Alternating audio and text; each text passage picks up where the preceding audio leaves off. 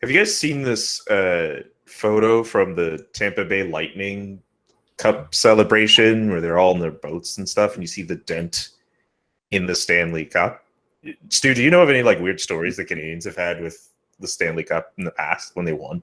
I remember Guy Lafleur stole it once and brought it to his home in Thurso. That was before the players had a day with the cup. It was after the parade. I think he stuck it in his the trunk of his convertible. And I think our good friend Knuckles Nyland might have been with him, if my memory is correct. And they drove to Thurso and put it on his Guy's father's front yard. That's the worst those guys would do back in those days. Then surely Nikita Kucherov has a thing to learn from those guys. Also, that cup, by the way, is supposed to be fixed in Montreal. If I'm the guy in charge of fixing that cup, I'm never giving it back. Never. Anyway, let's get on with this show. Cue the music.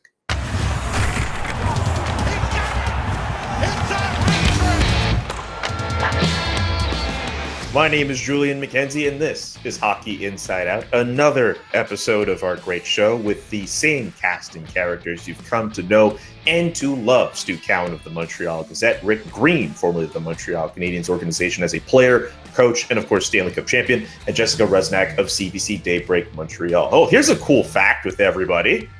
All of us can say in some capacity that we've attended a Stanley Cup final. I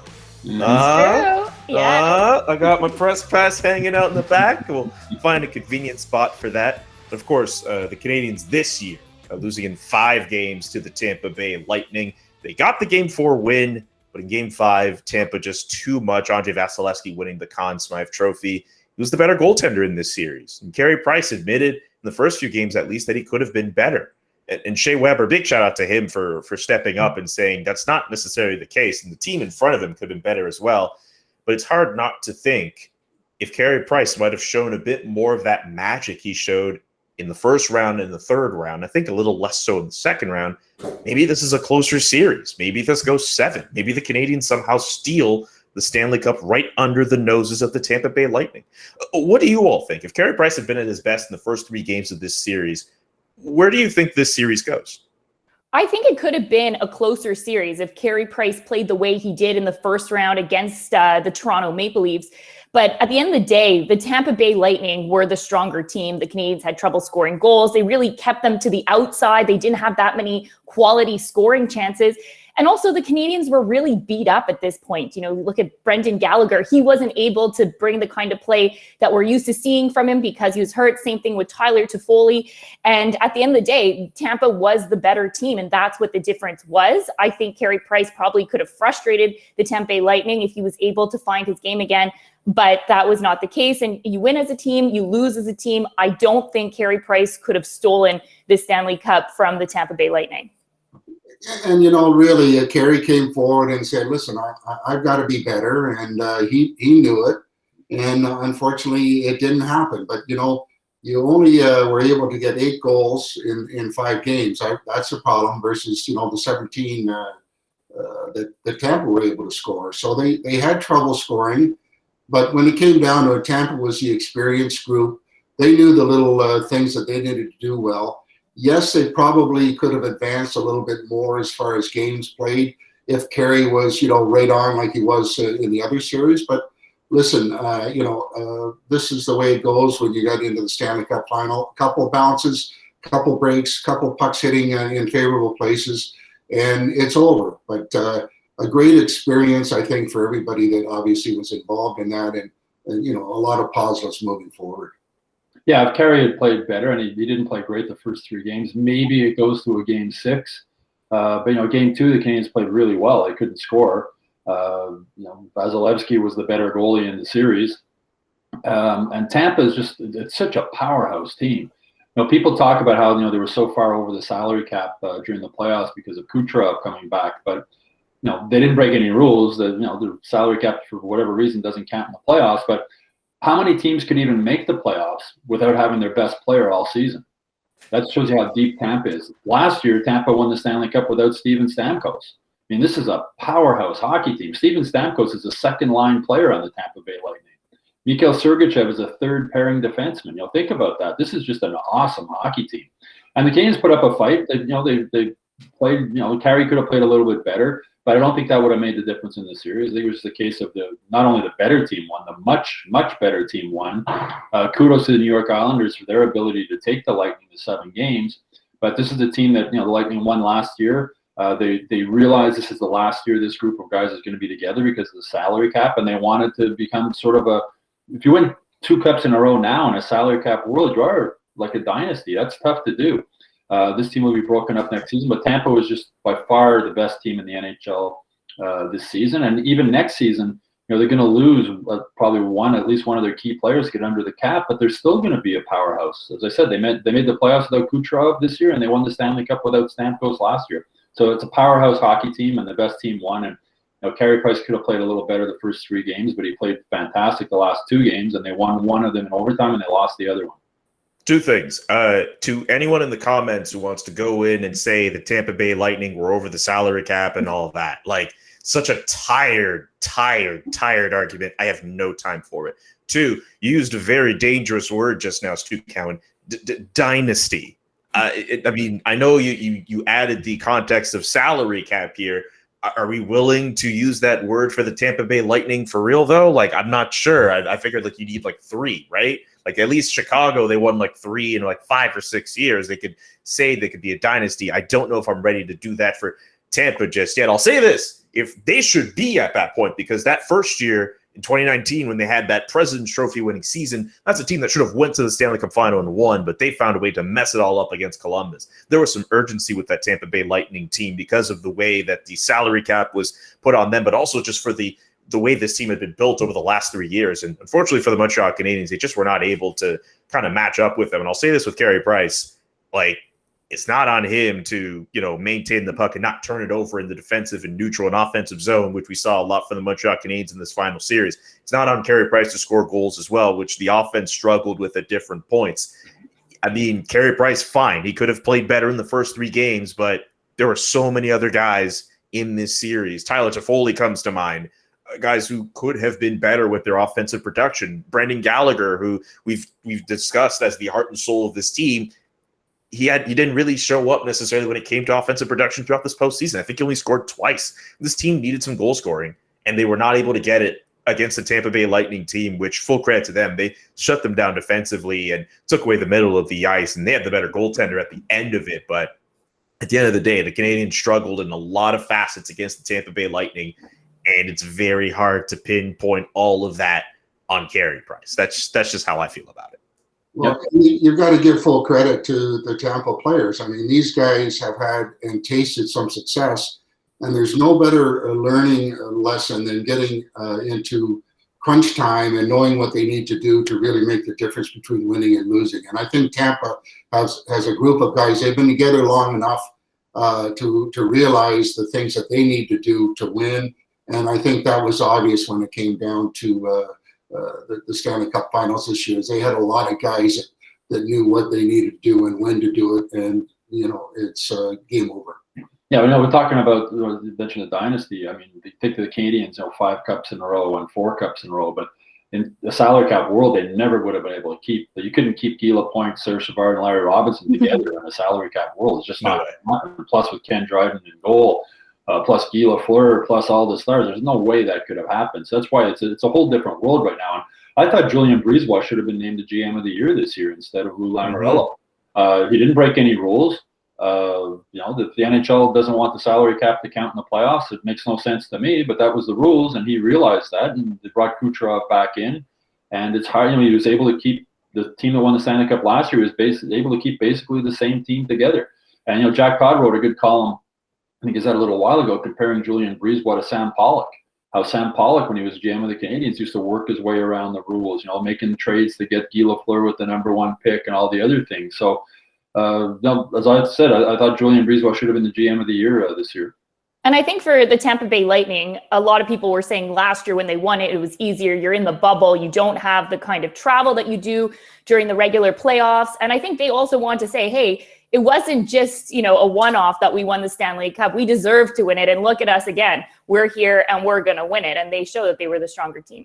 Yeah, and they also wanted to win with their family there. In the bubble last year, their families weren't there with them to watch them win it. And this year they were. And we saw, you know, the party on the boats that they had the other day, which the cup was damaged on, but little different than the usual route down St. Catherine Street to now with boats going through the water in Tampa. Yeah, I'd imagine if the Canadiens had won the Stanley Cup this year, there would be fewer boats to celebrate. That's how I envision it. Anyway, I'm not going in our water. No, it just. Oh, sorry. Unless Rick volunteered to have some of the guys on his boat with the Stanley Cup. A selected few, and Nyland is not included. Okay. Well, you heard it here first, everyone. A future episode of Hockey Inside Out will take place from Rick's boat. Anyway, question number 2.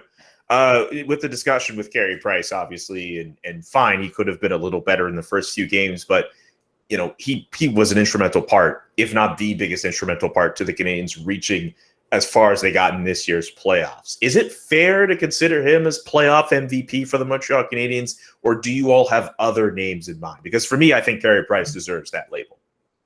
I'm in agreement with you, Julian. He's my MVP. I mean, look at what he did against Toronto, Winnipeg, Vegas. He frustrated the opposition each and every game to the point where they had a mental issue when it came to how are we going to beat this guy.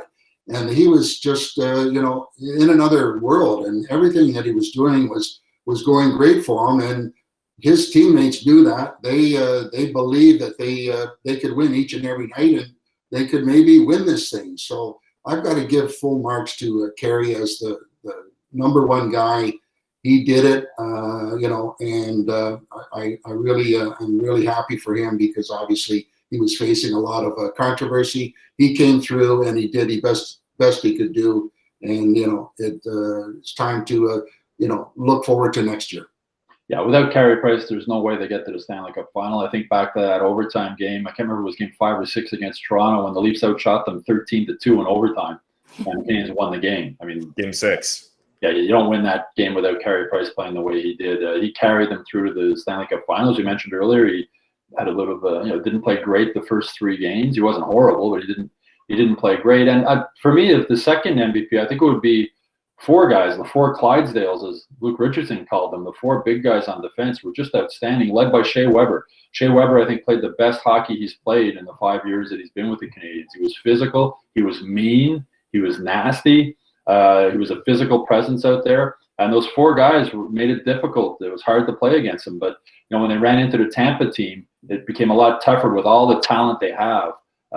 Instead of the 4 Clydesdales wearing down the other team, I think Tampa wore down the big 4 defensemen just with the skill and the way they were able to keep the puck down low. And Pat Maroon, the way he can cycle the puck in that. But those 4 guys were really key. I thought they played really, really, really well. Physical, solid, clear in the front of the net for Carey Price. So Carey Price to me was the MVP, and then for the second MVP awards, I guess I would give it to the big 4 on defense. Yeah, I agree. Carey Price gets the MVP. The runner-up for me is Nick Suzuki, and the way that he was able to play and elevate his game in the playoffs. He was the guy that people counted on. And he also got Cole Caulfield going as well. And it's pretty incredible to think that just a few months ago, Cole Caulfield's playing, university hockey in the United States. Now, fast forward a few months, he's playing the Stanley Cup Finals, and he looks like he fits in well. And I think that has a lot to do with Nick Suzuki. And I liked what I was able to see from him. And I think the future is bright for the young players on this team. And that was a huge thing I think Habs fans learned throughout this playoff run, is that the young players show that they're able to bring it. And hopefully they're going to be able to continue to develop and grow and be even better players than we've seen right now.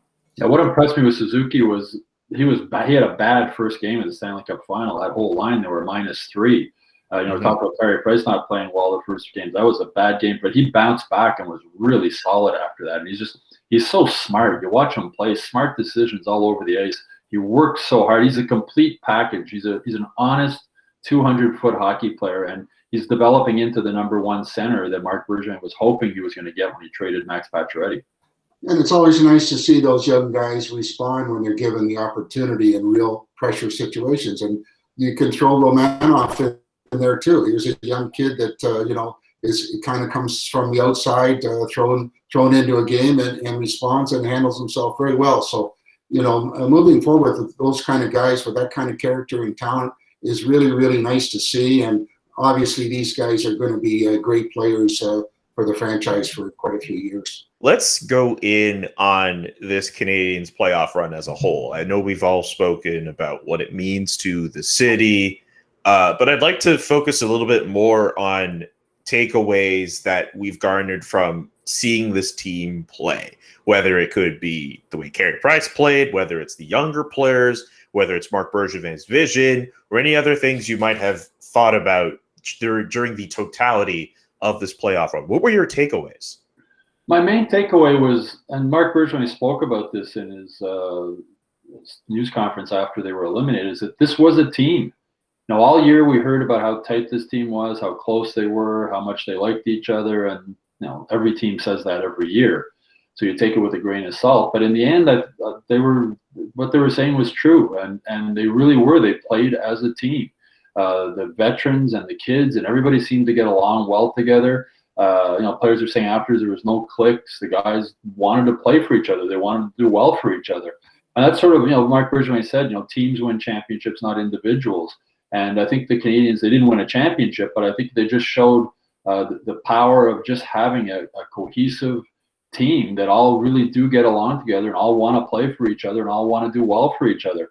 And I think it was a huge learning experience for the young guys, Kotkaniemi, Suzuki, Romanov, Caulfield, the guys who are going to be the future of this franchise, to learn from Eric Staal and Corey Perry and guys like that, just how important it is to have that team concept, that team, that you are a team and you want to play well for the guy beside you and he wants to do the same for you. So that was my main takeaway, because, you look at the Canadiens, and talent-wise, that I didn't expect them to be in the Stanley Cup final, but they got there. And I think it was that unity that they had together, that they all pulled together. They're all pulling the same way, and they pulled each other all the way into the Stanley Cup final. And I think, as I said, moving forward, I think that was a huge lesson for the young guys. Nick Suzuki is already a leader on this team, and he's going to become more of a leader moving forward. And that's something that he'll remember, and he can pass on to other players who come up through the Canadian system in the future. Yeah, I think this is going to be huge for the development of this team, because it's experience that you can't buy. You have to go there. You've got to live it. And having those veteran guys like Corey Perry, Eric Staal, and they were the kind of guys that stood up when they were down 3-1 to Toronto and said, you know what?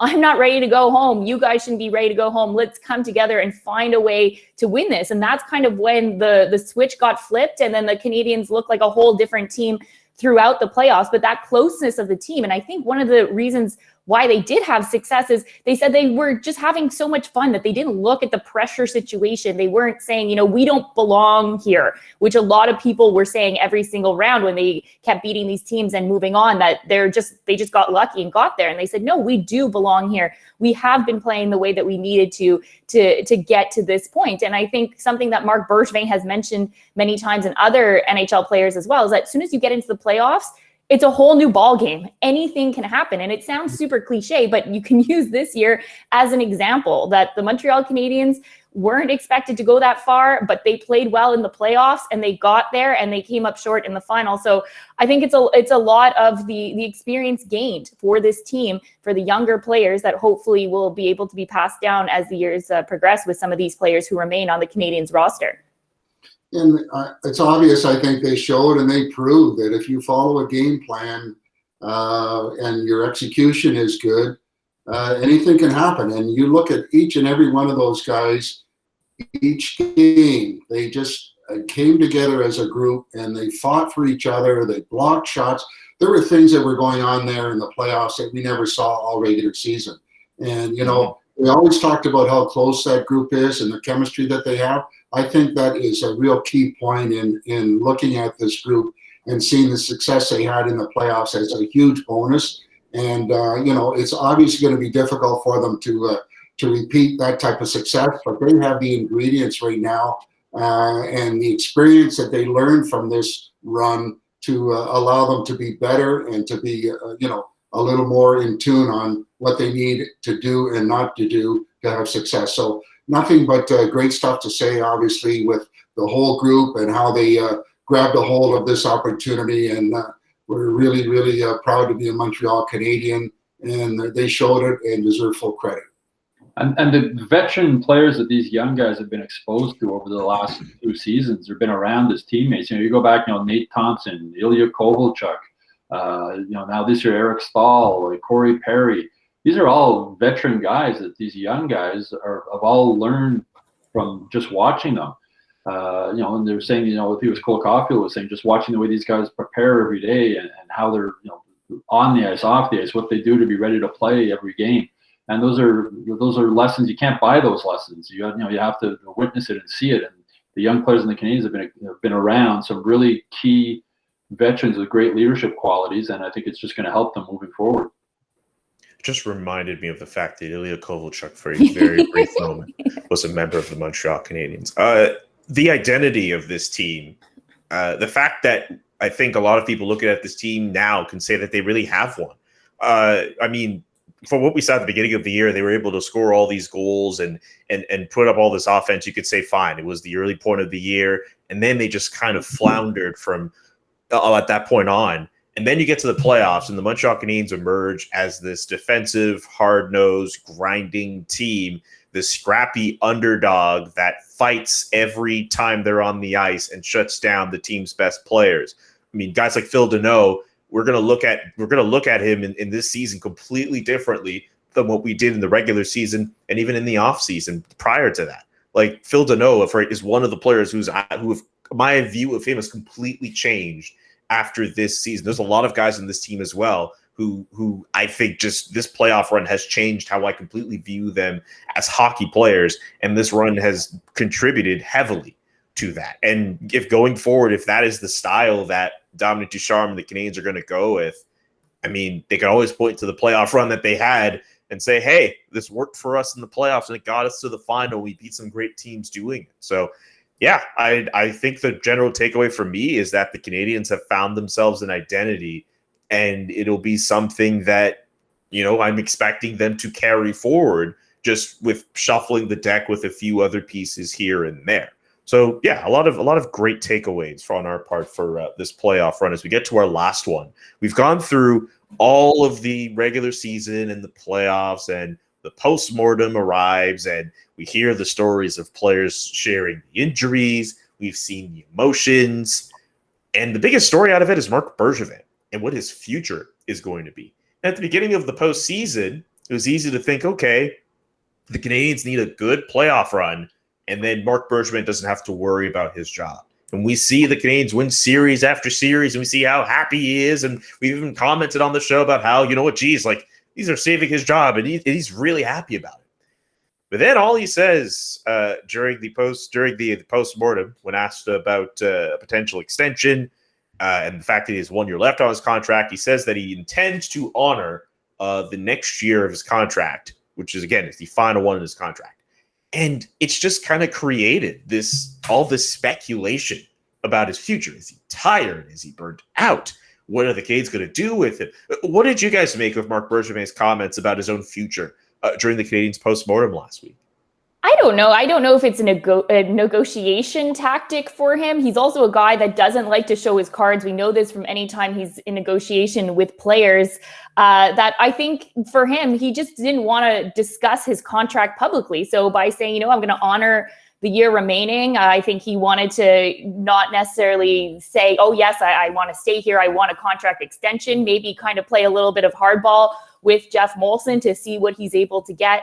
But I have to imagine that he wants to stay on as the GM of the Montreal Canadiens for a long time. He did mention that, yes, it is a stressful job to have, especially in the market. Like, Montreal has a lot more scrutiny than he would if he was the GM of the Florida Panthers. But that's why people want to come and, play for hockey market teams or be the GM of it, because when things go well, things go really well, as we saw during their Stanley Cup run right now, making it all the way to the final. So I have to imagine that Marc Bergevin wants a contract extension. He wants to remain on this job, but maybe it was just part of his negotiation tactics, playing like a little bit aloof if he's going to get a contract extension or not. I think this year really took its toll on them. From the start of the season, everything was rolling. They were doing great things. Everybody's, singing the praises.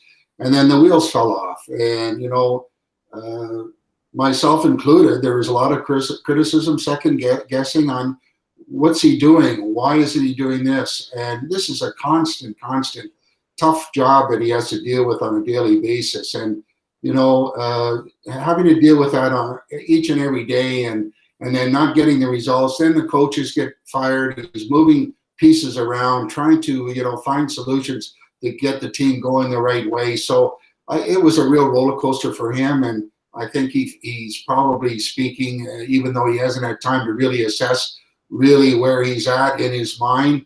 It was really tough on him. And I think that he's going to, whenever he has a minute, to, you know, consider what his future is. Like you said, he's going to honor his contract next year. Maybe he's looking for new challenges somewhere else and wants to go on with his life in a different scenario. But, you know, he's the one that will make ultimately that call, whether he wants to continue or not. But I think it really took its toll on him this year. And, you know, he'll have a hard look on really where his heart is, you know, in the future. Yeah, I think it really did. I mean, what a job that is. I mean, the daily grind and the pressure and being second guessed by every fan and media member with every move you make. In 2 languages. In 2 languages. And sure. Up and down. I think it really took a toll on him this season. Also, firing Claude Julien and Kirk Muller and Stefan Waite couldn't have been easy for him. You know, like, those are good people, and he worked with them closely, and they were his friends as well as his colleagues. And to have to fire them, I'm sure, took a toll on him. I think just everything all the way through. And as I wrote in the column the day after his news coverage, he looks like a guy who needs a vacation, you know, but it's not coming, because right now, you know, you got the expansion draft, you got the NHL draft, you got free agency, you got contracts. And then, you know, August, he should be able to take a break, but then you're right back. It's going to be like a 1-month break. So there's really no off season for him this year. And I don't think it was as much of a negotiation thing. There were reports out there that Jeff Molson has a 3-year extension ready for him. Maybe he's trying to get a little bit more money, but I honestly think he was just at a point where I think he was just burnt out and just like wondering, like, how much longer do I want to do this? You go back, I was looking back at pictures from when the day he was announced as GM in 2012, and he showed up. He had he looked almost like a banker, right? He had on the blue power suit and the nicely, you know, combed hair and no gray in it. And then you look at him now, that last news conference, you know, the wild, crazy gray hair, his face is aged. You know, he's still in great shape with the biceps and the sleeve tattoos and everything else. But I think it took a toll on him. And I think he's sort of wondering, like, does he want to continue to take that toll? And the other thing in the background is this Chicago Blackhawks sexual assault story with the coach. And you wonder, like, you know, he was the director of player personnel at the time. And I wonder, like, what he did know, what he didn't know, when he knew it. And I think this story is going to continue to develop over the summer. And it's going to be interesting to see how or if Marc Bergevin's name comes up in this. And I wonder if that might be in the back of his mind also. So it's going to be interesting to follow as the summer goes along. But he looked to me, he looked like to me like a guy who was just, as much as he loves the job, and I'm sure the challenges that come with it, he looked like a guy who was just like, it was burning the candles at both ends for a long time, and he looked like he was just burnt out and maybe just needs a vacation. And maybe after he does have a couple of weeks off in August and sitting on a beach somewhere, he'll say, okay, I want to come back and do this, but we'll have to wait and see. But you also have to wonder then, Jeff Molson, would he want a GM for 1 more year who doesn't want to stay on? At this point, if Marc Bergevin doesn't want to be the GM of the Montreal Canadiens, if I'm Jeff Molson, I'm saying, okay, I'm looking for the next guy. I'm not going to have you for 1 year and then have to have a new guy come in who's going to want to make its mark on this team. So, like, if Bergevin says he'll honor his 1 year, and if he doesn't want to stay on, I would say, if I'm the owner of this team, okay, well, thank you, but you might as well take that year and stay home, and I'll find someone else to do your job.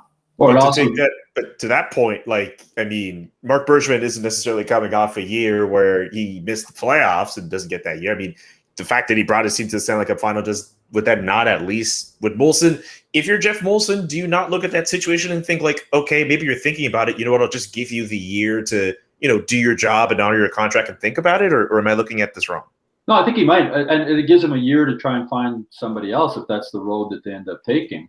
And, you know, there's limits. You know, there has to be a bilingual candidate. So that limits the guys who are out there available for the job. The top of my list would be Matthew Darche, who's the director of player personnel for the Tampa Bay Lightning under Julien Brisebois. You know, checks off all the boxes, bilingual, former NHL player, well-connected, really smart guy, McGill graduate, has a hockey background, has a business background. To me, he would be a good guy to come in. But yeah, so maybe talk with Bergevin and hold off on the extension and get through the draft, get through everything else, and see how things are going. And maybe he changes his mind and decides he does want to stay on. And if he doesn't, then you're not like looking for a GM in a rush. You'd have a whole season to try and find somebody to replace him. And he probably ultimately likes to, if he's going to leave on a positive. And like everybody, they want to leave the impression that a job well done. And, that could play into it also, along with his health and his well-being. Yeah, and before the Stanley Cup final started, he mentioned that, if they won the Cup, it would be great. He could retire. And we sort of chuckled and thought maybe he was joking at the time, but maybe he wasn't joking. Maybe if the Canadiens had won the Cup, he would have announced he was retiring. I'm actually kind of glad you mentioned the Chicago story, and I understand that Marc Bergevin did say he basically denied any involvement with what was going on, but I'm sure there has to be something on his mind with this. That's the one thing I'll add with that. He did say that he denied through a statement and also to the media that he didn't know any meeting was taking place. Yeah, I think he said he didn't know about, or he wasn't in the meeting. If you go back and listen, I don't believe he said he didn't know anything about what was going on. He said he wasn't in the meeting. So as I said, I mean, for him to be director of player personnel at the time, I think he knew nothing about it. It's hard to imagine. Well, yeah, it's a frustrating story. Gary Bettman and his lawyers, how they handle this one. Mm-hmm. Yeah, for sure. Bergevin's answer to the question was almost a lawyer-like question. I had no idea about it. I knew nothing about the meeting. He didn't say or wasn't in the meeting. He didn't say he didn't know anything about what was going on. I'm glad that we were able to mention this in some way, because this is the biggest story in the NHL right now. And I understand as a Montreal Canadiens show, we deal with topics pertaining to the Montreal Canadiens. Bergevin being involved with that team as he was, of course, those questions are going to come up. I'll just say this. Bergevin denying any involvement in what's going on, I just hope for his sake that he's telling the truth. That's how I'll leave it there. Not to end on that kind of serious note, but we only have so much time here on the Hockey Inside Out show. Thank you all so much for being on the show. Panelists, thank you all so much, viewers at home, for tuning in. An important programming note for everyone. No episode next week. We'll instead be dropping one on July 27th. So that's coming in about 2 weeks from now. Subscribe to our show on YouTube for all the fun bonus clips. We'll have some bonus clips, of course, off of this episode. Visit hockeyinsideout.com to check out all of our other full episodes, all of our other columns, everything else you need to know and catch up on when it comes to your Montreal Canadiens.